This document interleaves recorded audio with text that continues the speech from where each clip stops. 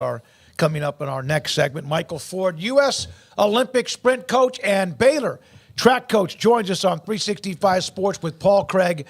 I'm David Smoke. Michael, thanks for your time. We appreciate it.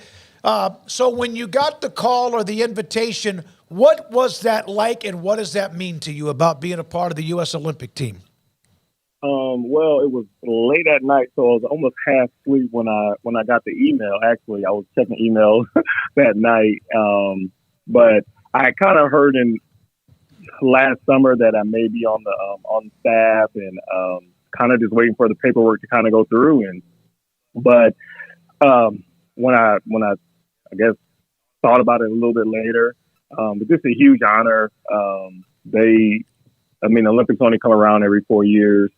And then for the USA track committee, and then some of the athletes advisory committee nominated me and picked me. It's just a huge honor to represent the United States and also represent Baylor and people back at home. And it's in Paris, obviously overseas in France. Track is a sport that's very much international. Have you been there before, or what other countries have you actually gone and run yourself or coached?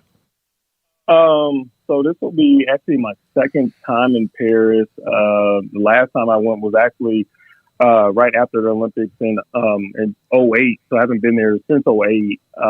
But I've been to Paris. Coach Hart blessed me to go with him to Athens, Greece. So that was my first Olympic games ever that I've ever attended. And I went to Rio, of course, when I was working with Trayvon Bromell. Mm-hmm. Pretty much everywhere. I've been to the islands, pretty much everywhere in Europe, London. I think the only Olympics I haven't been to in the last few were the London Olympics, of course, and then the ones in Tokyo. So I know we have not had qualifying, and that doesn't come until June yet, but obviously you've got some idea of the field of athletes. How confident do you feel in the team that we're going to be able to build here in the United States?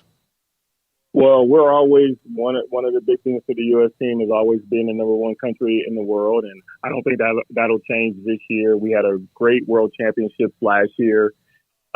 Actually, the last two World Championships have been great for the U.S. And pretty much everyone that were on those two teams are still running. So I'm looking forward to being able to help out as much as I can with those athletes. You mentioned Coach Hart, and obviously the beloved track coach that has been a part of the Olympic Games. And then you mentioned Trayvon, but the names like Michael Johnson, Jeremy Warner, Witherspoon, Williamson, among others. The track and field, I guess you could say, roster and team at Baylor has a rich history in the Olympic Games. Do you feel like that probably helps too? Yeah, I think it does. I think that we always want to do well at the conference level and the national level in the college scene. But then we're also, as we're recruiting kids, we're always talking to them about going to the next level. And so I think we've done a great job. Of course, Coach Hart started it, and I'm just trying to live that legacy on and get more people. And I think we do a great job with USA Track and Field. And so I think Coach Hart was a coach also on the Olympic team. So just following that tradition and being honored by our peers, I think that's the big thing for us. What does this do for you when it comes to recruiting now athletes to come to Baylor? It certainly can't hurt. No, it doesn't hurt. I think my big priority, kind of not when I found out that I may be on the staff, was especially with the 25, the class of 25, is just making sure that I can do some home visits as quickly as possible, because I know my summer is going to be a little shorter than normal, and that's normally when I do a lot of the visits. So now it's just trying to get visits in on my off weekends or during the week, because I don't want to forget about that, because, Baylor University is the main focus, at least right now it is. And but it's been helping a lot. I've been getting a lot of support, and even the kids, recruits I've seen so far this year, they've been really excited about me being on the team. How is Trayvon's health? And I know he's had to battle through it. We've had him on this show a handful of times. Love the young man from the time he committed out of high school in Florida to Baylor. And is he someone that would have a chance to be a part of that team this summer? Yeah, you always can count Trayvon in. I mean, actually, it was funny. Me and him were talking this morning. We normally talk about at least once a week, or we're texting back and forth. But he's doing well. He's starting to get back running again, and I think, and hopefully in another 2 months he'll be back on the track and trying to qualify for he already has a qualifying standard for the U.S. trials, and hopefully we'll see him in Eugene in the next couple of months. What's it like to represent your country? Ooh, man, that's a good question. I think for me, it's everything. I mean, I think being on staff, not many coaches get the opportunity to represent their country on a staff when it's kind of like a hand-picked staff. And every year, every Olympic year, every World Championship year, there's different coaches that are on there. So for me, it's just a huge honor. I've been on, I want to say maybe 5 international teams for the U.S. And the 2 I haven't been on, well, now was the Olympic staff and then also World Championship staff. So for me to get the opportunity to do the Olympic one first was big. And I'm still looking for maybe a couple of years, God willing, that I'll also be on a world staff also. But it's just a huge honor. I mean, I think we're the best country in America, in the world. So it's always good to be able to represent your country in any aspect. I would think so. I can't imagine. Yeah. Now, you have obviously been there before, and it'll be different when you're coaching the team, and it's directly your responsibility, but having been there before and seen it, for those who haven't been to the Olympics, especially when you're in that medal round, when you are right there and you've got sprinters going for the medals, what are the few minutes right before that gun goes off like? Man, I mean, I don't know if any of you guys ever had a heart attack, but Thank God, way no. The way your heart just pounds is, even for a coach. I mean, I've sat in the stands and watched like Trayvon and Darrell Williamson and Reggie and Jeremy, even Michael Johnson, watching him on TV. I mean, your heart is racing, and I think then when the gun goes off, then everything kind of goes back to normal. But those few seconds, a minute or so before that gun goes off, everything is just pounding really hard. It's hard to describe, but the heart attack is probably the closest I could probably get to it. Are you glad that you coach sprinters and these don't last that long? Yeah. I tell my kids all the time on the Baylor team is the one thing about track and field that is not like other sports is we don't have the opportunity to call a timeout. When the gun goes off, the race starts and it's going to end when you cross that finish line. In other sports, when you see something going wrong, you at least can call a timeout and refresh it. But in track, the amount of focus you have to have for if it's 9 seconds or if it's 43 seconds or if it's 19 seconds in those sprint races, you have to be locked in for that amount of time. You're coming off the indoor meet in Lubbock, Texas. Women won it. Texas Tech men won it again. Incredibly competitive in the Big 12. Can you explain, and I know the SEC, the Pac-12, whatever's left of it, but they have one more year left, and others, they can go too. But what is it like, the milliseconds between first and second or third and fourth, whatever, to medal and the competition within the conference? Yeah, I mean, and it was different this year too. I mean, you added the new schools that were in there like Houston and BYU and who else? Cincinnati and UCF. Yeah. Yeah, so it was so different.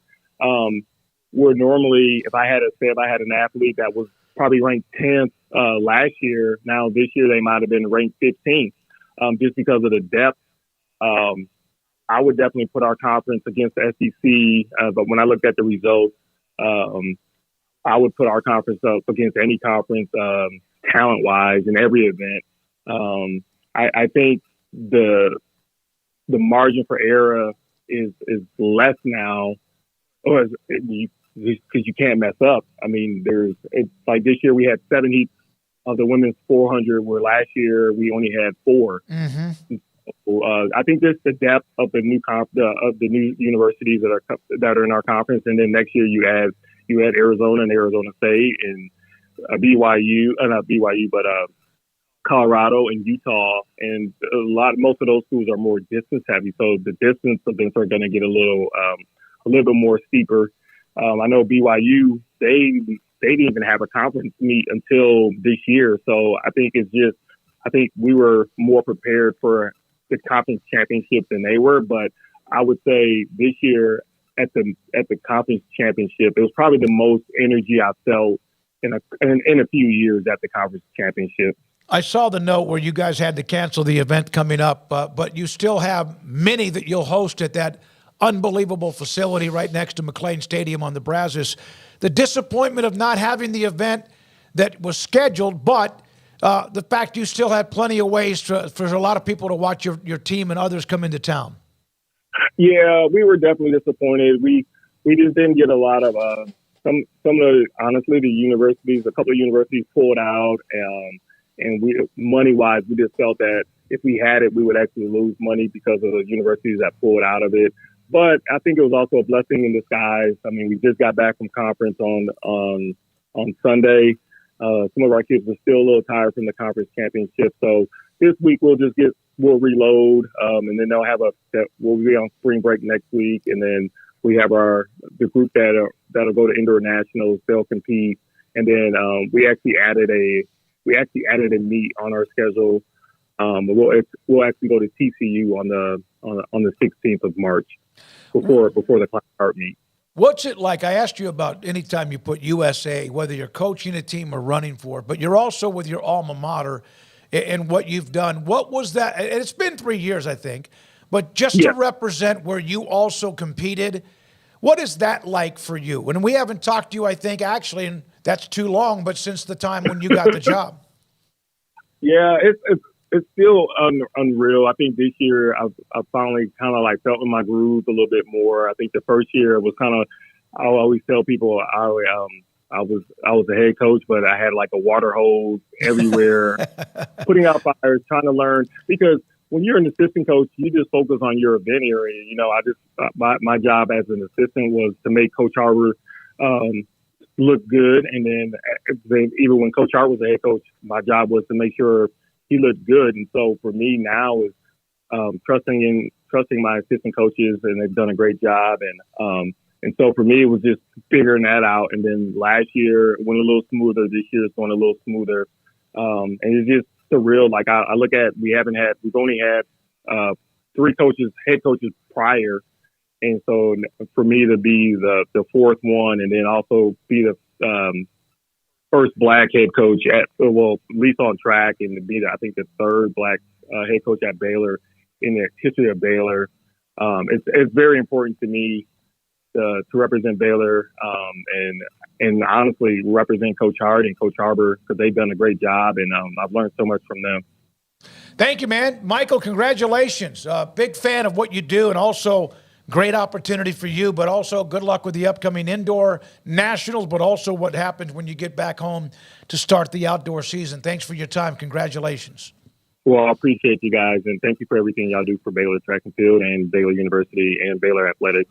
You're welcome. Michael Ford, Baylor Track and Field, U.S. Olympic sprint coach. Stanley Red Wines at Kansas.